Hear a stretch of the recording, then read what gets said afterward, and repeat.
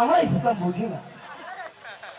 এ ভাই, নারে তাকবীর, আল্লাহু আকবার জামাতের স্লোগান না মুসলমানের স্লোগান? এই মাঠকে কাঁপিয়ে বলতে হবে নারে তাকবীর, নারে তাকবীর, নারে তাকবীর। এই জামাতের সন্ত্রাসীরা শুনে নাও, অপপ্রচারকারীরা, আমরা চেয়েছিলাম সুস্থ রাজনৈতিক সংস্কৃতি, কিন্তু তোমরা ধর্মের ভিত্তিতে আমাদের ধর্মীয় অনুভূতিতে বারংবার আঘাত দিয়েছ। নারে তাকবীর, আল্লাহু আকবার মুসলমানের স্লোগান, কোন দলের স্লোগান হতে পারে না।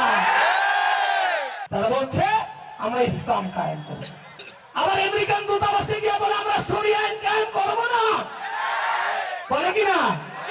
দূতাবাসে কারা যায়? কেউ যায় দিল্লির দিকে, কেউ যায় পাকিস্তানের দিকে, কেউ যায় সাম্রাজ্যবাদের দিকে।